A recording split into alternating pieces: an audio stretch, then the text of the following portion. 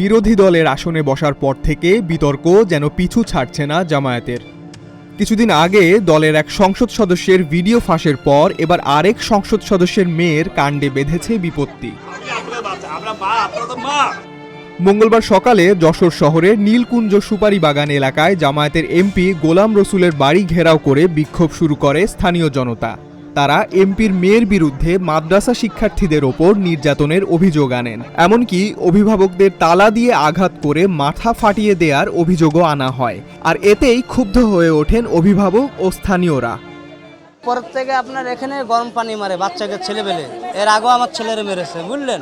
গোলাম রসুল সাহেব স্বয়ং থাকতে উনার মেয়ে অতর্কিত তালা দিয়ে, লোহার বড় তালা দিয়ে অতর্কিত হামলা চালাইছে হুজুরের পরে।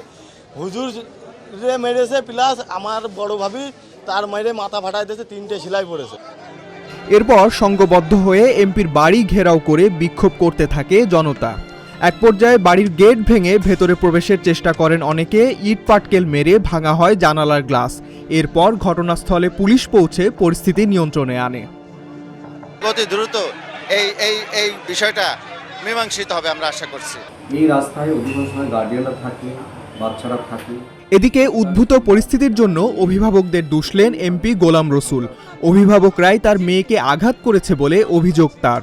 10টার দিকে মাদ্রাসার হুজুরের কাছে জিজ্ঞাসা করলাম যে মাদ্রাসাটা যেহেতু আমি পরিষ্কার করতে সহায়তা করেছি, এই এলাকার আরও প্রায় 20-30টা ফ্যামিলি আছে, তারা এটাকে এইভাবে নিতে পারে না, যেহেতু রোডটা সবসময় ব্লক থাকে এবং রোডটা তো আমাদের কেনা জমি, কাজেই রাস্তাটা সবসময় সচল রাখা দরকার, চালু রাখা দরকার, যাতে কোনো ভিড় না হয়। আপনার গার্ডিয়ান যারা আসবে প্লাস বাচ্চারা যারা থাকবে তাদেরকে ভিতরে রাখার ব্যবস্থা করে।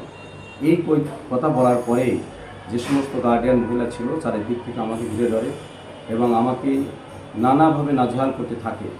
আমি তাদেরকে বললাম যে বিষয়টা আমি মাদ্রাসা কর্তৃপক্ষের সাথে কথা বলছি, আপনারা তো আমার সাথে কথা বলতে পারেন না। এরপরে আমার মেয়ে যায়, মেয়ে যাওয়ার পরে আমার মেয়েকে তারা মারে।